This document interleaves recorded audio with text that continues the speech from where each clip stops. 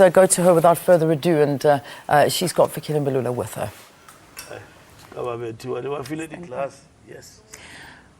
Well, thank you so much once again to you, Leanne. Let me take you on a trip down memory lane for a moment or two. The ANC Youth League was established on the 2nd of April in 1944. It was officially launched later that year in September, and it has gone on to have some huge successes and produced phenomenal leaders, the likes of which are Anton Lembede and, of course, Nelson Mandela. Along the years, there's been some ebbs and flows in terms of its significance and its relevance in a society. So that's what we're going to be focusing on now. I'm joined by Fikile Mbalula, who's speaking to us today in his capacity as the National Task Team Convener for the ANC Youth League. A very good morning to you, sir. Thank you so much for your time.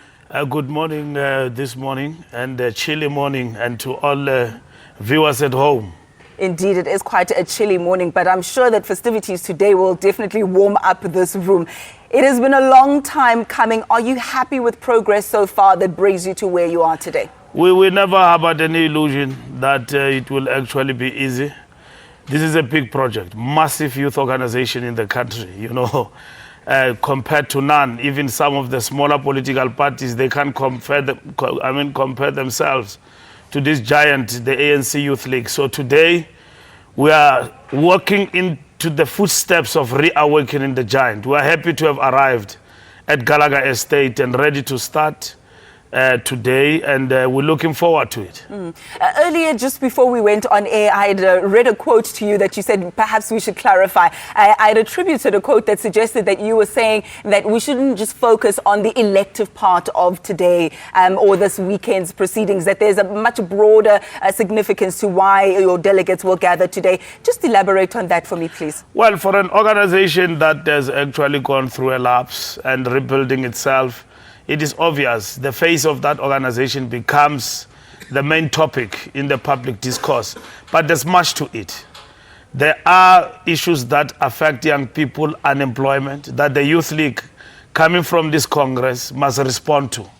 And its leadership will actually have to work on those footsteps. We in the ANC, who have been assigned, and the movement as a whole, this week is not the end of the game. It is just the beginning of the intensification of the rebuilding of the ANC Youth League. So we never come to Gallagher Estate and say that we are going to emerge with a leadership and everything will be okay and so on. We will nurture this leadership. We will ensure that the Youth League is able to actually walk in the footsteps of what it has agreed upon. That's why we say unity in action for economic freedom, reshaping the future. So we're not thinking about the future in the distant horizon. It is the journey, part of it, that we're embarking upon. You know where we come from? From the era of the disbandment, from the rowdy rascalism as opposed to radicalism and progressive militancy. And this is what we want to imbue to the youth of the ANC. Progressive militancy, not rascalism and lack of discipline and lawlessness and defining itself outside the ANC. And we are very much focused on those politics and politicizing a lot of very talented youngsters.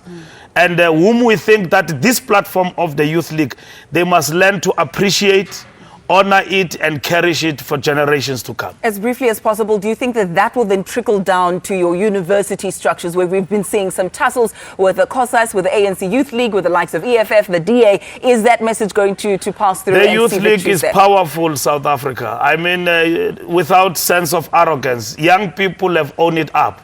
We just want Wits University.